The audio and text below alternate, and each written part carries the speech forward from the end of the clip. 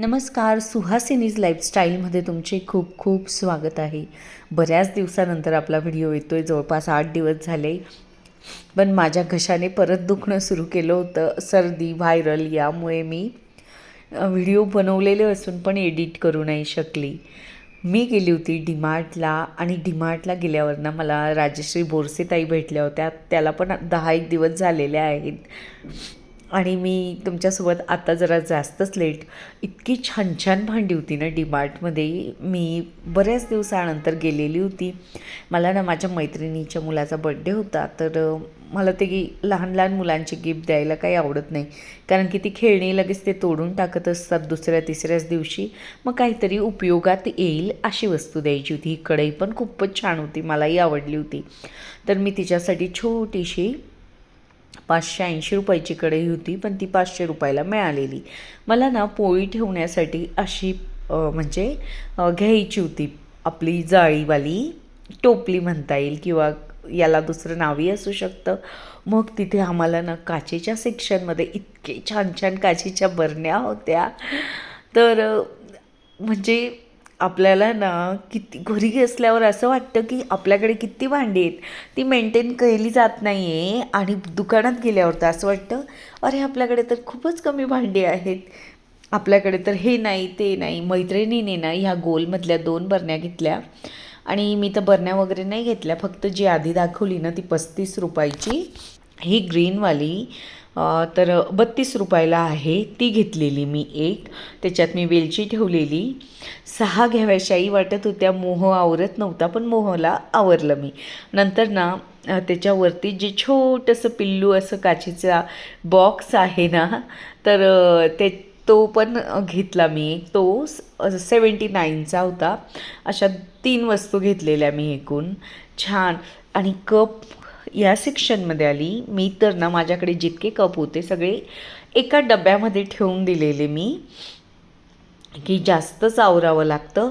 पण इथं आल्यावर असं वाटत होतं, अरे बापरे काय सुंदर कप आहेत. खरंच खूपच अट्रॅक्टिव्ह कप असतात डीमार्टला, जिओ मार्टला, किंवा कुठल्याही मॉलला गेले. या भरण्या पण मला अतिशय आवडलेल्या, मैत्रिणीला घ्यायच्या होत्या. ह्या गोल पण इतक्या छान आहेत ना, खरं तर किमतीच्या मानाने अतिशय म्हणजे स्वस्त आणि मस्त अशा भरण्या आहेत. या स्टील प्लस काचेचं असं हे एक सेक्शन होतं, याही चांगल्या होत्या. आणि किमतीच्या मानाने ना खरं तर म्हणजे खूपच छान छान वस्तू होत्या डीमार्टला. अगारोचं ना इथे आपलं छोटंसं चॉपर पण होतं तिथे. मग दुसऱ्या दिवसाचं मी हे तुमच्यासोबत शेअर करते. दुसऱ्या दिवशी ना मी पुरी वगैरे बनवलेली, आणि देवाला नैवेद्य दाखवायचा होता म्हणून हे गॅस सिलेंडरसाठी कपाट केलेलं होतं आम्ही. आणि त्याला ना पाय नव्हते, तर पाणी सतत पावसाचं इतकं पाणी येतं, आणि त्या पाण्यामुळे ना पूर्वी काय व्हायचं, या बाजूने पाऊस नाही येत होता, पण मग आता खूप पाऊस येतो आणि ते कपाट सारखं ओलं होत होतं. प्लास्टिक झाकलं तरी प्रचंड हवा त्याने उडूनही जायचं, ते प्लास्टिक म्हणजे प्रॉपर बसत नव्हतं. मग मी त्याला खाली सपोर्ट म्हणून त्यांनी स्क्रूने फक्त अडकवलं होतं ते भिंतीला. सपोर्ट म्हणून त्यांनी फक्त प्लायवूडचा तुकडा लावला होता, तोही खराब झाला होता पाण्यामुळे. तर मग मी कार्पेंटर आणायचे आलेलेच होते आमच्याकडे, बऱ्यापैकी कपाट वगैरे यांची दुरुस्ती करायची होती. तर त्यासाठी मी काय केलं, त्यांना सांगितलं की या कपाटाला पाय लावून द्या, आणि ते कपाट मी आत ठेवून घेते, कारण की ते खूप एवढं म्हणजे चांगल्या क्वालिटीचं आहे. आणि ते तिथे पडून पडून ना खूप खराब होत होतं. त्याचा कलर इतकं पांढरं शुभ्र होतं ना, पण पूर्ण कलर येलो पडून गेलेला त्या म्हणजे संपूर्ण मटेरियलचा. मग यामध्ये मला सगळ्यात उपयोगी झालं, माझ्याकडे गव्हाचा डबा किंवा पिंप होते, कोठी होती, तर ते ठेवायला ना मला जागाच नव्हती. मी मुलींच्या रूममध्ये स्टडी टेबलच्या खाली ठेवत होती, आणि उलट ते ठेवल्यामुळे पसारा दिसायचा. मग या कपाटामध्ये त्या सगळ्या वस्तू इतक्या छान ऑर्गनाईज झाल्या. भरपूर अशी जागा आहे त्याला. सिलेंडरसाठी केल्यामुळे अगदी त्याची उंची वगैरे मोठी असल्यामुळे सगळ्या वस्तू प्रॉपर बसल्या. आणि जर मध्ये एखादी फळी असती तर कितीतरी बरण्या वस्तू मावून गेल्या असत्या. आणि पांढरा कलर असल्यामुळे किचनचं आणि त्याचं मॅचिंग होऊन गेलेलं. थोडंसं असं म्हणजे सवय नव्हती ना सुरुवातीला, 1-2 दिवस भरलेल्यासारखं वाटत होतं, पण आता म्हणजे त्यात प्रॉपर वस्तू गेल्यामुळे तिथे मला विशेष म्हणजे कांदे ठेवायला जागा मिळालेली आहे त्या कपाटावरती, कारण की नाहीतर माझे कांदे, लसूण, बटाटे डायनिंग टेबलवरतीच असायचे. बऱ्यापैकी वस्तू डायनिंग टेबलवरती मी ठेवलेल्या असायच्या, पण ह्या कपाटामुळे मला तेवढा फायदा झाला की किचनमध्ये मला सगळ्या वस्तू ठेवता आलेल्या आहेत. उन्नतीला नंतर मी क्लासला सोडवायला गेली होती, मग परत ड्रेस चेंज केलेला आणि मला ना बेडशीट्स लावून घ्यायच्या होत्या परत, कारण की मी धुतलेल्या होत्या. बऱ्याच दिवसापासून ना ऊन नव्हतं आणि आज जरा सकाळी सकाळी ऊन पडलेलं. मी बेडशीट्स धुवून घेतलेल्या, पण मग परत पावसाचं वातावरण तयार झालं आणि थोडा झिमझिम असा म्हणजे बऱ्यापैकी पाऊस आलेला. कपडे भरपूर होते आज धुवायला, म्हणून ना मशीन कंटिन्यू सुरू होतं. हातानेच मी भांडी घासून काढलेली होती आणि सोबतच ना ही पितळी पण घासलेली, कारण आता दीपअमावस्या जवळच आहे आणि इतकी भांडी आहेत ती पितळी, तर ती सगळी मला स्वच्छ करून घ्यायची. तर रोज थोडे थोडे करून मग होऊन जातील, म्हणून मग मी एकदम सगळंच त्रास होणार, मग तो त्रास वाचवण्यासाठी थोडं थोडं सुरुवात करून दिलेली आहे. आता असं वाटतंय की थोडं तरी ऊन पडावं, म्हणजे पावसाच्या वेळेस पावसाची पण खूप गरज असते, पण सतत पाऊस असला ना म्हणजे तर भाजी घ्यायलाही जाता येणं शक्य होत नाही. म्हणून मग आता जरा थोडंसं ऊन पडलं तर मग कपडे वगैरे पटपट वाळतात, नंतर आपलं जी जी स्वच्छतेची कामं आहेत ती करून घेता येतील. तसं थोडंफार बाकीच्या एरियांमध्ये लगेच ऊन पडतं, पण आमच्या इथं नाशिकला थोडं म्हणजे सतत हवा आणि गार वातावरण आणि पाऊस सुरूच आहे.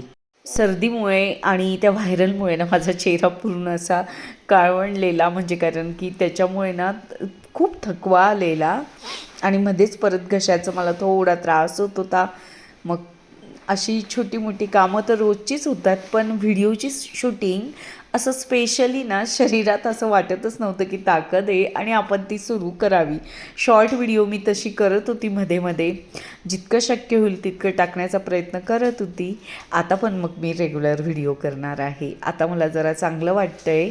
त्यावेळेस मी लिक्विड न वापरता पितांबरीचाच वापर केलेला, घासताना दाखवलं नाही कारण की मी गाऊन घातला होता आणि खूप ओला झाला होता ती भांडी वगैरे घासून आणि घाई पण होती थोडी. मग तसंच पटपट पटपट केलं आणि मी काय केलं, हाताने नाही घासला, ब्रश घेतला आणि ब्रशने मी थोडासा हाताचा वापर केला, पण इतका नाही केला.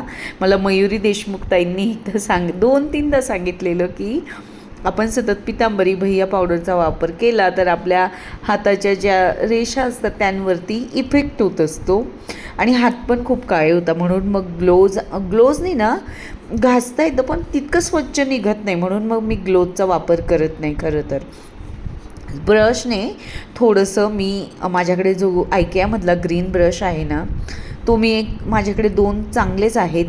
मी फक्त किचन सिंकसाठी एक वापरते आणि बाथरूमला एक, आणि बाकीचं मी ठेवलेलं आहे की असं काही स्वच्छ. तो खूप स्मूथ आहे, तो भांडे घासण्याचाच आहे ॲक्च्युली, म्हणून मग त्याचा वापर करून मी हे घासून घेतलेलं. पितळी आणि तांब्याची भांडी आपण घासून तर घेतो, पण जर स्वच्छ कॉटनच्या कपड्याने पुसले नाही ना परत त्यावरती डाग बसतात आणि ते डाग काही लवकर जात नाही आणि ती भांडी घासून पण उपयोग होत नाही असं वाटतं. नंतर ना मला बेडरूमची डस्टिंग करून घ्यायची होती आणि म्हणजे ना आरशांवरती खूप डाग पडलेले होते. जे खालचे प्लॅटफॉर्म असतात ना ते पुसले जातात, पण असं वरचं वगैरे जे असतं कोपऱ्यातले बेड्सच्या बाजूच्या प्लेट्स तर हे पुसायचं राहून जातं आणि मग ते स्वच्छ केलं नाही ना तर खूप धूळ दिसते. पावसामुळे कमी धूळ येते, पण तरीही ना नाही स्वच्छ केलं तर अजिबात असे फ्रेश रूम वाटत नाहीत, म्हणून मग डेली डस्टिंग करावीच लागते. आपल्याकडे मावशी असू द्या नसू द्या तरी पण आपल्याला कानेकोपरे बघावेच लागतात, कारण की आपलं घर असतं आणि ते आपण आनंदाने करत असतो. पण मावशींचं कसं असतं की त्यांचं ते रोजचं काम असतं, म्हणून ते तेवढ्यापुरतं तेवढं रोज करून जात असतात. नंतर ना गॅस ओटेची मला आज आंघोळ घालायची होती. प्रियंका चौधरी ताई मला गेल्या 3-4 व्हिडिओंपासून विचारत आहे की माझी शेगडी कुठली आहे. वेडियम कंपनीची आहे आणि 3 बर्नरची आहे. त्यांनी परत विचारलेलं बाजूचा गॅसची जी म्हणजे वेगळं दिसतं एक भाग, पण तो ना भाजण्यासाठी दिलेला आहे आणि त्यावरती आपल्याला प्रॉपर जेवण पण बनवता येतं. आता अशी शेगडी बनवणं त्यांनी बंद केलं आहे. 3 प्लेन बर्नर्स दिलेले असतात. मला पण माहिती नव्हतं. ॲक्च्युली जे गॅसच्या कामासाठी आले होते ना लोक, त्यांनीच सांगितलं होतं. व्हिडिओमध्ये अगदी सुंदर सुंदर गॅसच्या शेगड्या अवेलेबल आहेत. मी पण ना आमच्या इथे कॉलेज रोडला दीप अप्लायन्सेस आहे तिथे म्हणजे मी बघितलेल्या बऱ्यापैकी छान छान मिक्सर आहेत व्हिडियम कंपनीचे आणि सर्व्हिसही ती अगदी क्विक देतात. चांगली आहे सर्व्हिस. कपाट काढल्यामुळे ना तिथली भिंत खूप खराब झालेली होती. ती मी स्वच्छही करून घेतली होती, पण परत माती वगैरे मला दिसत होती, कारण की गेल्या 7 ते 8 वर्षापासून ते कपाट तिथेच होतं. पण कबूतर इतके त्रास द्यायचे ना, त्यांनी म्हणजे जाळी लावून पण ते त्या कपाटावरती बसायला यायचे किंवा कपाटाचा खालचा भाग होता ना तो पण खाली होता, कारण की त्याला पायच नव्हते लावलेले त्या दादांनी, मी सांगून पण. तर ना तिथेही ते सतत लपायला यायचे कितीही केलं, आणि ना नेमकी जाळी लावल्यानंतर अडकून जात होते. मग काढायला मला परत एवढा प्रॉब्लेम यायचा ना, मलाच जाऊन काठीने वगैरे कशाने तरी जाळी अशी बाजूला करावी लागायची, कारण की त्यांना बसायला तिथे छान अशी जागा मिळत होती. काही वेळापूर्वी इतकं छान आकाश मोकळं झालं होतं, ऊन पडलेलं होतं आणि अचानकच पाऊस आलेला. तर बघा आता लगेच परत फ्रेश झालं आहे वातावरण. परत पावसाचा असं ऊन पावसाचा खेळ चाललेला आहे. आणि श्रावण सरी जशा येतात ना, अगदी तसं येत आहेत जात आहेत. स्वच्छ केल्यानंतर पुसून वगैरे घेतल्यानंतर ना सुरुवातीला मी धुतलं 4-5 बकेट पाण्याने, घासून घेतली भिंत आणि मग नंतर झाडांचं स्टँड इकडे ठेवलेलं. फार छान दिसतंय हे सगळं, मस्तच वाटतंय मला. ती झाडं बघायला खूप आवडतात. मग संध्याकाळ झाली होती, इंस्टाग्रामसाठी मला रील बनवायचाच होता. परत ड्रेस चेंज केलेला होता. इंस्टाग्रामसाठी जरा स्टायलिश थोडंसं व्हिडिओ असतात तिथले. मग त्यामुळे ना परत छान असं म्हणजे सगळी पूर्वतयारी केली. मला खानदेशी खिचडी बनवायची होती. कालच्याच व्हिडिओमध्ये तुम्ही बघितलेलं असेल कदाचित, मी शॉर्ट टाकलेला. मला इंस्टाग्रामला ह्या व्हिडिओला खूप चांगला रिस्पॉन्स आलेला. जवळपास 50,000-1,000पर्यंत त्याला व्ह्यूज आलेले. आणि मी ना हे वाटाणे ना स्टोअर करून ठेवलेले हिवाळ्यातले. काहीच नाही उकळवलं वगैरे नाही, म्हणजे शेंगा सोलून घेतल्या आणि असं बर्नीमध्ये ना, ज्याही आपल्याकडे एअरटाईट बरण्या असतात त्यात फ्रीझरमध्ये ठेवलेले आहेत. इतके छान, म्हणजे पाण्यात टाकल्यानंतर असं बर्फासारखे होतात ते. फ्रीजमध्ये, डीप फ्रीजमध्ये ठेवले आणि पाण्यात टाकलं ना नॉर्मल वाटाणे होतात. माझ्या मैत्रिणीच्या मुलाचा बड्डे होता ना, तेव्हाही मी तिला 2 बरण्या वाटाणे दिलेले. अगदी फ्रेश आहेत. तुम्ही यावेळेस नक्कीच करा. उकळून वगैरे केलं ना तर त्याला बुरशी पण लागून जाते बऱ्याचदा. अशा पद्धतीने केलं ना कलर अगदी हिरवाच टिकून आहे. माझी मैत्रीण सानिका आहे, तिनेच मला ही पद्धत सांगितली होती. खानदेशी खिचडी म्हटली तर आमचा खानदेशी मसाला आलाच, त्यामुळे पण त्या खिचडीला कदाचित चव येत असावी. जिरं मोहरी टाकलं, कढीपत्ता टाकला, कांदा, टमाटे आणि लसूण प्लस आपलं शेंगदाणे वगैरे घेतलेले आहेत. वाटाणे हे ऑप्शन आहे, प्रत्येक घरात वाटाणे अवेलेबल नसतात, पण माझ्याकडे आहेत म्हणून मी टाकलेले. तुमच्या गावाकडे पण याच पद्धतीची खिचडी करतात का? मी विदर्भात बघितली पिवळी खिचडी करतात, म्हणजे साधी खिचडी करतात वाटतं तिकडे जास्त. आमच्याकडे म्हणजे रोज पण ही खिचडी केली ना तरीही आवडते सगळ्यांना. भाजी पोळीसोबत खिचडी बऱ्याच घरांमध्ये आमच्याकडे कंपल्सरी असते. लसूण जिरं आणि 1-2 चमचे ना खोबरं घ्यायचं, ते कुटून घ्यायचं किंवा मिक्सरमधून काढून घ्यायचं. मी ना शॉर्ट पण बनवत होती, मग आधी ना बाकीचं मसाले वगैरे थोडे टाकलेले होते, प्लस मी मग तुम्हाला थोडेसेच दिसतील यामध्ये. आणि जो मी घरी बनवलेला मसाला आहे, म्हणजे बाहेरून दळून आणलेला आहे, तर तोच वापरलेला आहे. काही जण कांदे लसूण जेही टमाटे वगैरे तेलामध्ये भाजल्यानंतर ना त्यात पाणी टाकता, पण आम्ही काय करतो, डाळ तांदूळ ना 3 वाट्या तांदूळ असतील तर 1.5 वाटी किंवा 1.25 वाटी डाळ घेत असतो आणि ती धुवून ना मग नंतर म्हणजे त्या फोडणीत टाकतो, त्याला चांगलं मिक्स करतो, मग पाणी टाकतो. छान अशी माझ्या मुलींना उन्नतीला इंद्रायणीची आवडते खिचडी, तनिष्काला कोलम काली मूछ या तांदळाची आवडते आणि मला जे असेल ते आवडतं. चला, अशी छान अशी खिचडी झालेली. परत भेटूया. Bye bye.